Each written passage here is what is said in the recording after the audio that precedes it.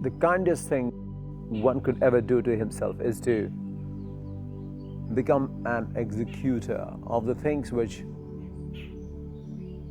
has rattled his ruffles in a way that is unacceptable to himself.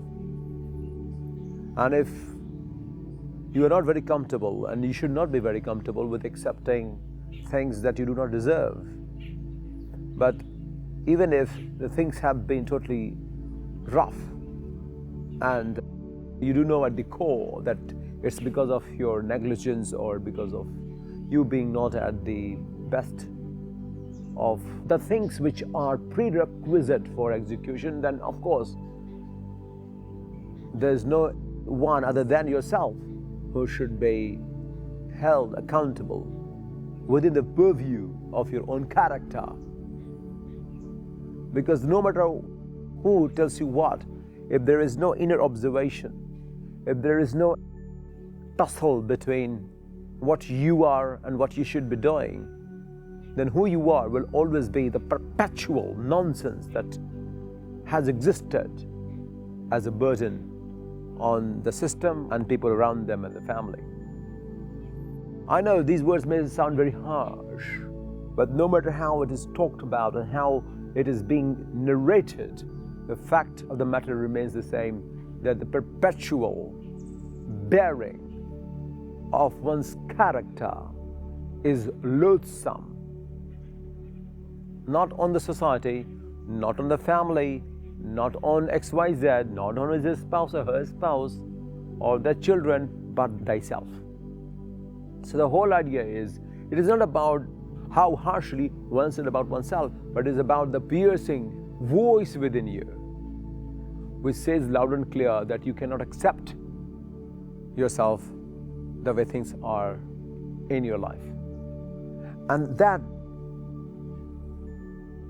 turbulence is necessary for change, because it's an opportunity that has been turned into a travesty.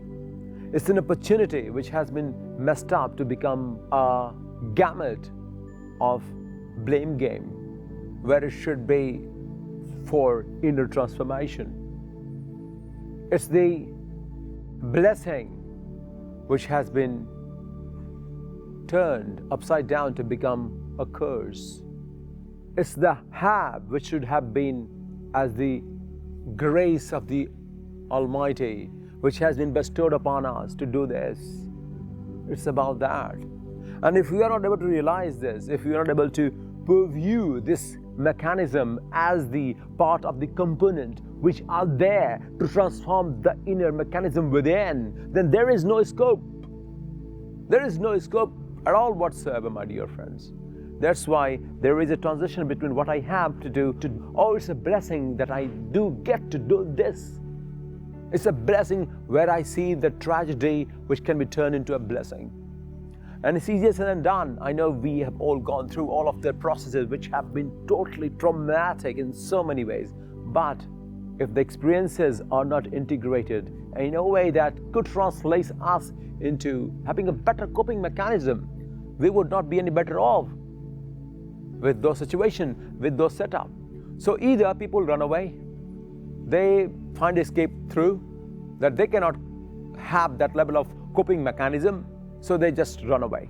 But if you are able to accept it and integrate with it and see it as a blessing or a stepping stone towards a better view of life, where your character could be built upon those challenging situations, you always see that you are becoming more evolved as a human being, more spiritual as a human being, more quiet and more sage under all circumstances. So that's why the kindest thing you could ever do is to allow yourself to persevere